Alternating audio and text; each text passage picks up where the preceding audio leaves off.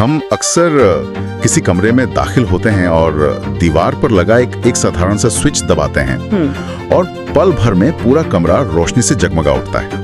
मतलब ये एक ऐसी सुविधा है जिसे हमारी आधुनिक दुनिया में ऐसा लगता है कि बिल्कुल सामान्य मान लिया गया है। एकदम सही बात है। ऐसा लगता है जैसे ये कोई जादू हो। लेकिन क्या कभी इस बात पर विचार किया गया है कि उस एक छोटे से स्विच के पीछे जो तारों का विशाल पावर ग्रिड्स का और जो वैश्विक आपूर्ति श्रृंखलाओं का एक अनंत तंत्र काम कर रहा है, वो असल में कितना नाजुक हो सकता है? बहुत नाजुक। और अक्सर हम इस पे तब तक ध्यान नहीं देते जब तक कोई संकट ना आ जाए। बिल्कुल, जब तक कोई भयंकर तूफान या फिर युद्ध जैसी स्थिति न बन जाए। सही कहा। और आज की इस गहन चर्चा में हम ठीक इसी विषय की गहराई में उतरने वाले हैं। आज का हमारा विषय है एनर्जी सिस्टम रेजिलियंस, यानी हमारी ऊर्जा प्रणालियों का लचीलापन और किसी भी झटके को सहने की उनकी मजबूती। और आज की इस चर्चा को एक मजबूत आधार देने के लिए हमारे पास जानकारी के दो बेहद प्रामाणिक स्रोत हैं। जी। दोनों ही इंटरनेशनल एनर्जी एजेंसी यानी IEA की हालिया रिपोर्ट्स हैं। जी।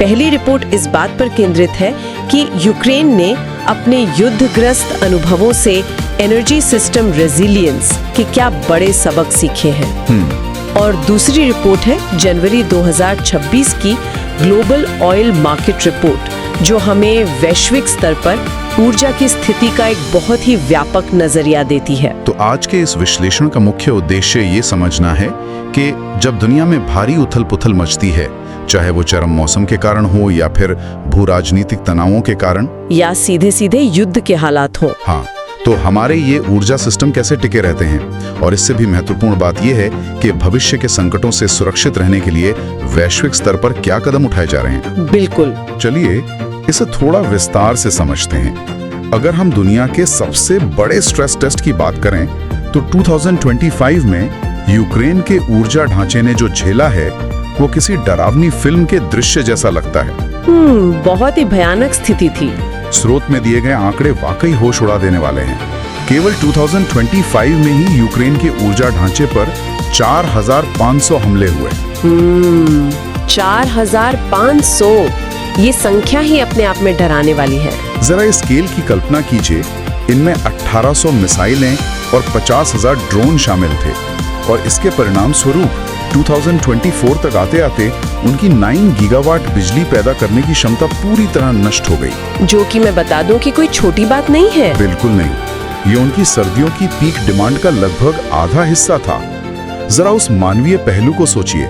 सर्दियों के मौसम में जब बाहर का तापमान 0 से भी कई डिग्री नीचे होता है, हाँ, खून जमा देने वाली ठंड, तब राजधानी कीव में रोजाना 17 घंटे तक के ब्लैकआउट हुए। बिना हीटिंग और बिना रोशनी के इतनी लंबी सर्द रातें काटना किसी बुरे सपने से कम नहीं है। और ये सब लगातार कई दिनों तक चला। हाँ, लेकिन यहाँ एक बहुत बड़ी तकनीकी खामी भी उजागर होती है। वो क्या? देखिए, सोवियत काल के दौरान यूक्रेन का जो पावर ग्रिड बनाया गया था वो पूरी तरह से केंद्रीकृत यानी सेंट्रलाइज्ड था। मतलब सारा कंट्रोल कुछ ही जगहों से होता था। बिल्कुल। इसका मतलब है कि बिजली का उत्पादन कुछ बहुत गिने चुने विशाल पावर प्लांट्स में होता था और वहीं से पूरे देश में सप्लाई होती थी। तो ये तो बहुत बड़ा जोखिम हुआ। एकदम।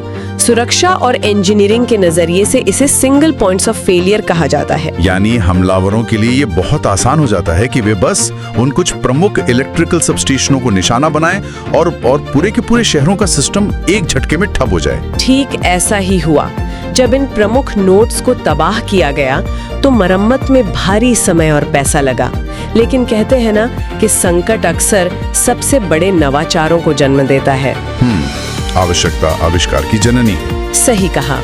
तो मजबूरी में ही सही, यूक्रेन को विकेंद्रीकरण यानी डिसेंट्रलाइजेशन की तरफ एक बहुत बड़ा और बहुत तेज कदम उठाना पड़ा। जी। और रिपोर्ट में जो सबसे दिलचस्प आंकड़ा सामने आया है वो ये है कि जहां एक तरफ केंद्रीकृत जनरेशन क्षमता का आधा हिस्सा हमलों में नष्ट हो गया, हाँ, वहीं दूसरी तरफ विकेंद्रीकृत या डिस्ट्रीब्यूटेड जनरेशन का केवल 7% हिस्सा ही प्रभावित हुआ। 7%? ये तो बहुत बड़ा अंतर है। लेकिन एक सेकंड रुकिए। जो लोग इस फील्ड के नहीं हैं उनके मन में ये सवाल आ सकता है कि क्या युद्ध के बीच में जब हर तरफ तबाही मची हो तब पूरे देश के ग्रिड के काम करने के तरीके को बदलना अविश्वसनीय रूप से महंगा और मुश्किल नहीं है? ये सवाल बहुत लाजमी है। ये सब हुआ कैसे? देखिए, ये कोई एक दिन का मास्टर प्लान नहीं था। ये अस्तित्व बचाने की जद्दोजहद थी। सीधी सी बात है, जब आप ऊर्जा उत्पादन को कई छोटे छोटे हिस्सों में बांट देते हैं तो उसे निशाना बनाना हमलावर के लिए बहुत मुश्किल और महंगा हो जाता है। कैसे? क्योंकि एक मिसाइल की कीमत लाखों डॉलर होती है। बिल्कुल। कोई भी उसे एक छोटे से अस्पताल के सोलर पैनल पर तो बर्बाद नहीं करेगा ना। हाँ, वो आर्थिक रूप से उनके लिए नुकसानदायक होगा। रिपोर्ट में ज़ाइटोमेर शहर के एक अस्पताल का बहुत ही शानदार उदाहरण दिया गया। मैंने भी पढ़ा वो। उन्होंने वहाँ सोलर पैनल और 30 किलोवाट आवर की एक बैटरी लगा दी। जब पूरे शहर में ब्लैकआउट होता था तब भी उस अस्पताल का इंटेंसिव केयर यूनिट और जीवन रक्षक मशीनें बिना रुके चलती रहती थी। ये तो सच में जीवन और मृत्यु के बीच का अंतर हो गया। एकदम। एक और बहुत ही बेहतरीन उदाहरण विनित्सिया क्षेत्र का है। वहाँ एक छोटे हाइड्रो पावर ऑपरेटर ने खुद पहल करते हुए 5 माइक्रोग्रिड बनाए। 5 माइक्रोग्रिड? जी हाँ। युद्ध के दौरान? जी हाँ। और इसका फायदा ये हुआ कि जब राष्ट्रीय स्तर का मेन ग्रिड पूरी तरह फेल हो गया तब भी ये छोटे माइक्रोग्रिड एक द्वीप की तरह काम करते रहे। यानी वो बाकी दुनिया से कटकर भी अपनी बिजली खुद बना रहे थे। बिल्कुल, और अपने आसपास के स्थानीय इलाकों को लगातार बिजली देते रहे। इसी विकेंद्रीकरण का नतीजा है कि यूक्रेन ने युद्ध के दौरान ही 1.5 गीगावाट रूफटॉप सोलर क्षमता भी विकसित कर ली है। इससे अगर बहुत ही आसान भाषा में समझा जाए तो ये वैसा ही है जैसे एक ही टोकरी में सारे अंडे रखने की बजाय अपने ऊर्जा के स्रोतों को सैकड़ों अलग अलग जगहों पर बांट देना। सही कहा। अगर एक टोकरी गिर भी जाए तो बाकी अंडे सुरक्षित रहते हैं। ये एक बहुत ही सटीक तुलना है, और अगर हम इसे सिर्फ युद्ध के चश्मे से हटाकर देखें तो प्राकृतिक आपदाओं में भी यही नियम लागू होता है। जैसे तूफान या भूकंप के समय? हाँ, प्यूर्टो रिको का अनुभव इस बात का बहुत बड़ा प्रमाण है। 2017 में जब वहाँ हैरिकेन मारिया नाम का भयानक तूफान आया था। वो बहुत भयंकर तूफान था। बिल्कुल। तो उनका पूरा केंद्रीकृत ग्रिड ताश के पत्तों की तरह ढह गया था। लोगों को महीनों तक बिजली नहीं मिली थी। हाँ, वो एक भयानक मानवीय संकट था। सुनने वालों के लिए शायद इस बात का अंदाजा लगाना मुश्किल हो कि महीनों तक बिना बिजली के रहना कैसा होता है। लेकिन उन्होंने उससे एक बहुत बड़ा सबक सीखा। 2025 तक प्यूर्टो रिको ने 81,000 घरों में लगी व्यक्तिगत बैटरियों को आपस में जोड़कर एक वर्चुअल पावर प्लांट या वीपीपी बना लिया है। एक वर्चुअल पावर प्लांट? जी।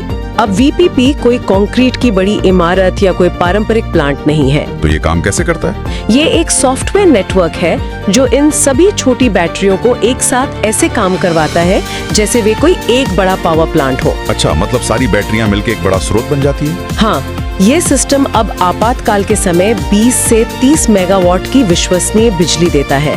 तूफान आने पर लोग अपने घरों की जमा की हुई ऊर्जा एक दूसरे के साथ साझा करते हैं। और दिलचस्प बात यह है कि इसके लिए उन्हें आर्थिक भुगतान भी मिलता है। बिल्कुल। यहाँ बात सच में बहुत दिलचस्प हो जाती है। सिर्फ ग्रिड को विकेंद्रीकरण करना ही काफी नहीं है, बल्कि जो हमारा मौजूदा विशाल ढांचा है उसे भौतिक रूप से सुरक्षित करना भी उतना ही जरूरी है। Physical hardening. हाँ, फिजिकल हार्डनिंग। IEA की रिपोर्ट में इस भौतिक सुरक्षा के 3 अलग-अलग स्तरों का जिक्र किया गया है। लेवल 1 सबसे बुनियादी है। इसमें क्या होता है? इसमें महत्वपूर्ण मशीनों के चारों ओर रेत की बोरियां और कंक्रीट के ब्लॉक लगाए जाते हैं। जो कि काफी सस्ता उपाय है। बिल्कुल, ये तरीका बहुत सस्ता है, तेजी से लागू किया जा सकता है और ये बम धमाकों के बाद उड़ने वाले मलबे या छर्रों से मशीनों को बचाता है। लेकिन ये सीधे होने वाले हमले नहीं रोक सकता। सही कहा, इसीलिए लेवल 2 की जरूरत पड़ती है। हाँ, लेवल 2। इसमें बड़े एंटी ड्रोन नेट और प्री डेटोनेशन स्क्रीन लगाए जाते हैं। प्री डेटोनेशन स्क्रीन का मतलब है एक ऐसा जाल या दीवार जो मिसाइल या ड्रोन को मुख्य मशीन से टकराने से पहले ही हवा में विस्फोट करने पर मजबूर कर दे। ये बहुत प्रभावी है, लेकिन थोड़ा महंगा भी है। महंगा है, लेकिन सीधे हमलों से काफी हद तक बचाता है। और फिर आता है लेवल 3, सब कुछ अंडरग्राउंड कर देना या भारी कंक्रीट के बंकरों के भीतर छिपा देना। बिल्कुल, ये यकीनन सबसे सुरक्षित तरीका है, लेकिन रिपोर्ट एक बहुत ही व्यावहारिक बात कहती है। जो ढांचा पहले से जमीन के ऊपर बना हुआ है उसे इस तरह अंडरग्राउंड बदलना आर्थिक और तकनीकी रूप से लगभग असंभव है। वो तो है, पूरा ढांचा उखाड़ कर दोबारा बनाना पड़ेगा। हाँ, इसीलिए इस लेवल 3 को अब सिर्फ नए प्रोजेक्ट्स में शुरू से ही लागू किया जा रहा है। यहाँ सबसे हैरान करने वाली बात यह है कि रेजिलियंस सिर्फ कंक्रीट और तारों के बारे में नहीं है, ये इंसानी कौशल को बचाने के बारे में भी है। इंसानी कौशल मतलब जो लोग इस सिस्टम को चलाते हैं? बिल्कुल। देखिए, शांति के समय में दुनिया भर की बड़ी ऊर्जा कंपनियों में एक चलन बन गया था खर्च कम करने के लिए रखरखाव और मरम्मत के काम को बाहरी कंपनियों को आउटसोर्स कर देना, जिसे हम कॉर्पोरेट एफिशिएंसी मानते हैं। हाँ, कागजों पर ये बहुत अच्छा लगता है, लेकिन यूक्रेन के अनुभव ने ये साबित कर दिया कि जब संकट सर पर होता है तो आपकी आउटसोर्सिंग का कोई कॉन्ट्रैक्ट काम नहीं आता। क्योंकि वो लोग शायद संकट के समय आए ही नहीं। बिल्कुल, उस वक्त आपके पास अपने खुद के इन हाउस तकनीकी कर्मचारी होने ही चाहिए। जब आसमान से मिसाइलें गिर रही हो तो आपको ऐसे समर्पित इंजीनियरों की जरूरत होती है जो बिना किसी देरी के तुरंत साइट पर जा सके और मरम्मत का काम शुरू कर सके, जो उस सिस्टम को अंदर बाहर से जानते हो। हाँ, यूक्रेन के इन हाउस ऊर्जा कर्मचारियों ने हमलों के बीच भी जिस अभूतपूर्व गति से ग्रिड को दोबारा चालू किया, वो आउटसोर्सिंग मॉडल में कभी संभव नहीं था। ये बहुत बड़ी बात है। और एक बात जो इस पूरी प्रक्रिया में सबसे अहम है, वो है संचार, यानी कम्युनिकेशन। इसके बिना तो कोई भी टीम काम नहीं कर सकती। बिल्कुल, जब सब कुछ तबाह हो रहा हो तो कम्युनिकेशन कैसे होगा? आज हम पूरी तरह से स्मार्टफोन, इंटरनेट और वाईफाई पर निर्भर हो चुके हैं। हमें लगता है कि हमारे फोन में हमेशा नेटवर्क रहेगा। हाँ, लेकिन रिपोर्ट बहुत साफ शब्दों में बताती है कि जब पावर ग्रिड गिरता है तो डिजिटल नेटवर्क भी ताश के पत्तों की तरह बिखर जाते हैं। ये एक बहुत ही गंभीर समस्या है जिसका सामना यूक्रेन ने किया। जब शहर के सेल टावर काम करना बंद कर देते हैं तो सरकार का कोई भी इमरजेंसी एसएमएस या डिजिटल अलर्ट लोगों तक नहीं पहुंच पाता। वो फोन किसी काम के नहीं रहते। उस पल में आपके लाखों रुपए के स्मार्टफोन सिर्फ एक प्लास्टिक और कांच के टुकड़े बनकर रह जाते हैं। इसीलिए संचार के लिए उन्हें पूरी तरह से एनालॉग तरीकों पर वापस जाना पड़ा। एनालॉग तरीके मतलब पुराने जमाने के रेडियो और सायरन? एकदम सही।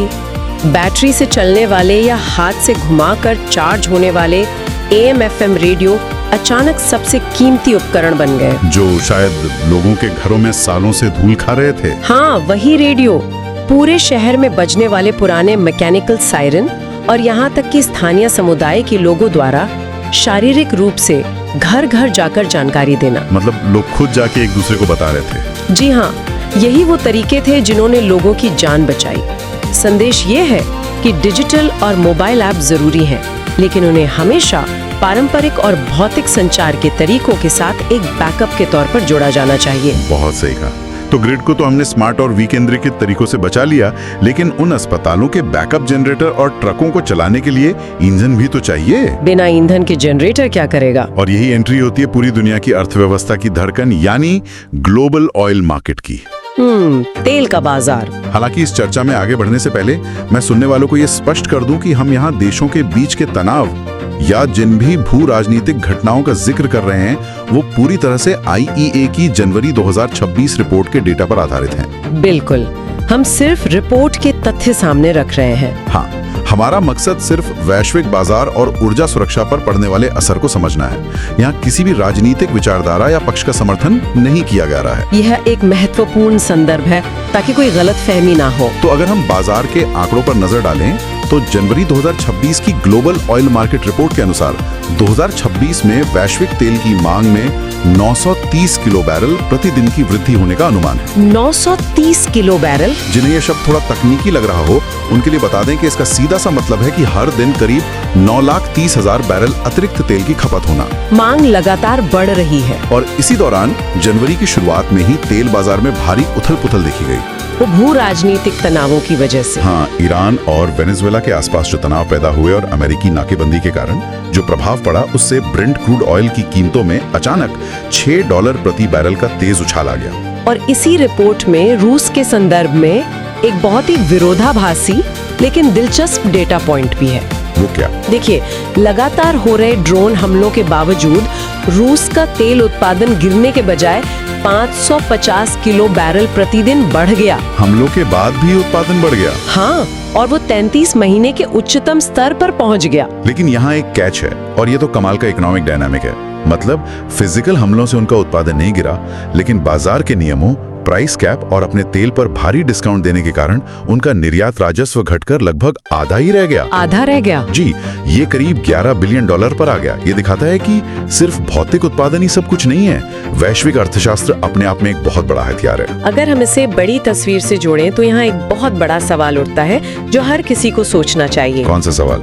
देखिए, दुनिया के इतने महत्वपूर्ण हिस्सों में तनाव है, युद्ध चल रहे हैं, सप्लाई चेन बाधित हो रही है, फिर भी दुनिया भर में तेल की कीमतें उस तरह बेतहाशा क्यों नहीं बढ़ी जैसा कि 70 या 80 के दशक के संकटों में होता था? हाँ, ये एक बहुत ही वाजिब सवाल है। पेट्रोल पंप पर कीमतें एकदम से आसमान क्यों नहीं छू रहे हैं? इसका सबसे बड़ा कारण है दुनिया के पास मौजूद एक विशाल बफर या कह लें अधिशेष भंडार। बफर? जी, रिपोर्ट के अनुसार 2025 में दुनिया भर के तेल भंडार में बहुत भारी वृद्धि हुई है।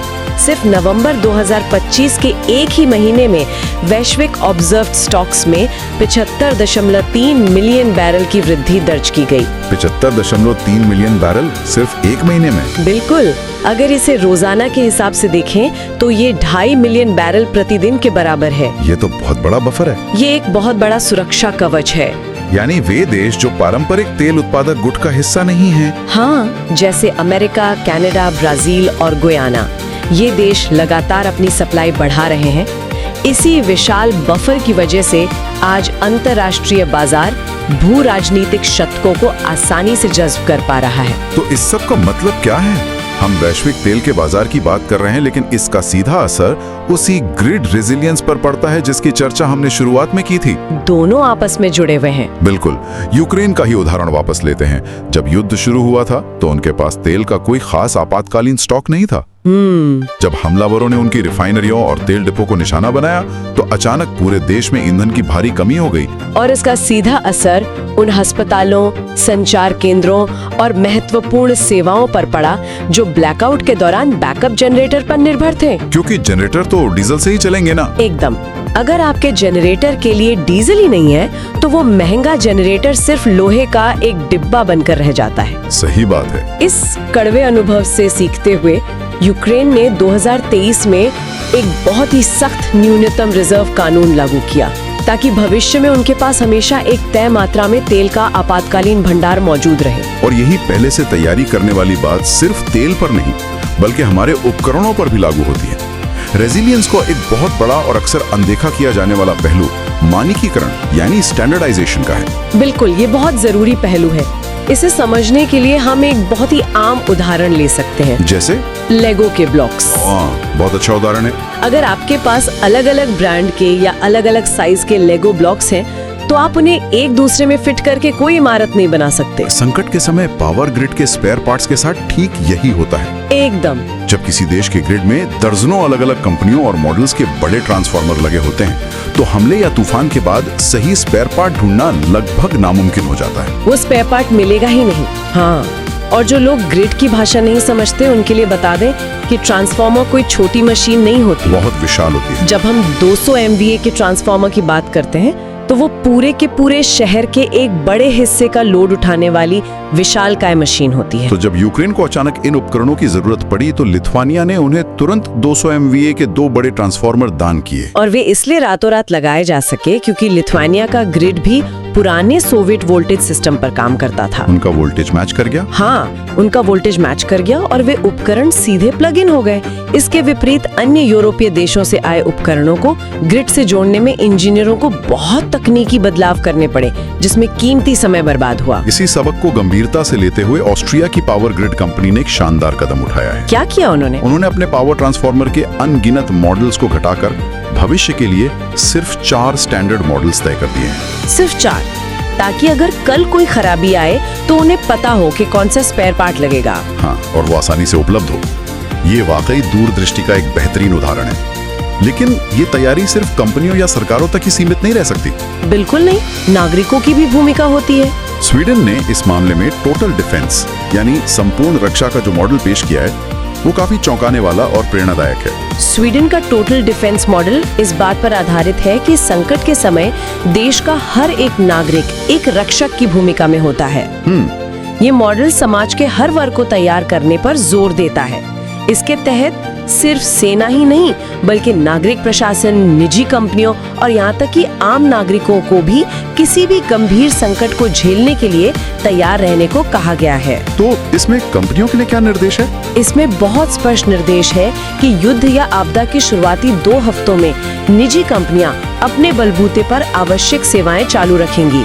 और सेना के लिए ये अवधि 3 महीने तक की रखी गई है। जी हाँ, लेकिन सबसे बड़ी बात यह है कि हर आम नागरिक को कम से कम 1 हफ्ते तक बिना किसी सरकारी मदद के, बिना किसी मदद के? हाँ, यानी बिना बिजली, बिना नल के पानी और बिना डिजिटल संचार के जीने की पूरी तैयारी रखने की सलाह दी गई है। बाप रे, ये तो बहुत बड़ी बात है। घर में सूखा राशन, पानी और इमरजेंसी किट होना अनिवार्य माना गया है। ये सिर्फ भौतिक तैयारी नहीं है, ये एक बहुत बड़ी मानसिक तैयारी है। सुनने वालों के लिए ये एक बहुत बड़ा विचार बिंदु है। बिल्कुल। हम अपने घरों में जिस आरामदायक जीवन के आदी हो चुके हैं, जहां एक बटन दबाते ही 24 घंटे बिजली, पलक झपकते ही इंटरनेट और सर्दियों में हीटिंग मिलती है, वो पूरी तरह से इन्हीं ऊर्जा प्रणालियों की मजबूती पर टिका है, जो कि बहुत नाजुक है। हाँ, आज की इस विस्तृत चर्चा से ये बात बिल्कुल साफ हो जाती है कि रेजिलियंस या मजबूती अब कोई लग्जरी या अतिरिक्त विकल्प नहीं रहा। ये हमारी सभ्यता का सबसे जरूरी निवेश बन चुका है। एकदम सही। अगर हम आज के इस पूरे विश्लेषण को समेटें तो हमने देखा कि कैसे बड़े और केंद्रीकृत सिस्टम की कमजोरियों ने यूक्रेन को तेजी से विकेंद्रीकरण की ओर धकेला। हमने समझा कि जब असली संकट आता है तो स्मार्टफोन फेल हो जाते हैं और पुराने एनालॉग रेडियो ही जीवन रेखा बनते हैं। और बफर स्टॉक का महत्व भी देखा। बिल्कुल। हमने ये भी जाना कि वैश्विक तेल बाजार में जो विशाल बफर बना है वो कैसे हमें दुनिया भर में चल रहे भू राजनीतिक झटकों और तेल की बेतहाशा कीमतों से ढाल बनकर बचा रहा है। ये आज की चर्चा का एक बहुत ही सटीक सारांश है, लेकिन इस चर्चा को खत्म करने से पहले मैं एक ऐसा विचार यहाँ छोड़ना चाहूंगी जो सीधे तौर पर आज के स्रोत सामग्री से ही उपजा है। बताइए। ये एक ऐसा पहलू है जिस पर हमें बहुत गंभीरता से सोचना होगा। हमने आज बात की कि कैसे छोटे विकेंद्रीकृत सोलर ग्रिड और बैटरियां हमें मिसाइलों और तूफानों जैसे भौतिक हमलों से बचाते हैं। हाँ, फिजिकल अटैक से। रिपोर्ट ये भी बताती है कि भविष्य में इन लाखों छोटे नोड्स को एक साथ सुचारू रूप से चलाने के लिए हमें स्मार्ट ग्रिड प्लेटफॉर्म और आर्टिफिशियल इंटेलिजेंस की बहुत ज्यादा जरूरत होगी। AI की जरूरत पड़ेगी। हाँ। यहीं पर एक बहुत ही डरावना सवाल खड़ा होता है। जरा सोचिए, जब भविष्य में हमारी पूरी ऊर्जा प्रणाली लाखों छोटे घरों की बैटरियों, सोलर पैनलों और माइक्रोग्रिड्स में बट जाएगी और ये सभी पूरी तरह से इंटरनेट और AI सॉफ्टवेयर से जुड़े होंगे, तो क्या होगा? क्या होगा अगर कोई ऐसा अभूतपूर्व ग्लोबल साइबर हथियार या कोई बड़ा सॉफ्टवेयर ग्लिच आए जो इन सभी स्मार्ट नोड्स को एक ही झटके में हैक कर ले? ये तो... क्या हम भौतिक रूप से तो खुद को सुरक्षित कर रहे हैं, लेकिन अनजाने में ही डिजिटल रूप से एक और भी बड़े अदृश्य खतरे की ओर कदम बढ़ा रहे हैं? ये वाकई एक ऐसा सवाल है जो रोंगटे खड़े कर देता है। सुविधा, स्मार्ट तकनीक और सुरक्षा के बीच का ये संतुलन हमेशा मानवता के लिए एक बड़ी चुनौती रहेगा। खैर, आज के इस गहन विश्लेषण से हमें ये गहराई से समझने को मिला कि दुनिया भर में ऊर्जा प्रणालियों को लेकर क्या घटनाएं हो रही हैं और उनके पीछे के असली मैकेनिज्म क्या है। क्योंकि जानकारी ही बचाव का पहला कदम है। बिल्कुल। सुनने वालों के लिए ये एक मौका है कि वे इस विषय पर विचार करें और अपने आसपास के उन सिस्टम्स पर गौर करें जिन्हें हम अक्सर बहुत सामान्य मान लेते हैं। आज के लिए बस इतना ही। नई जानकारियों के साथ जुड़ते रहिए और अपनी उत्सुकता हमेशा बनाए रखिए।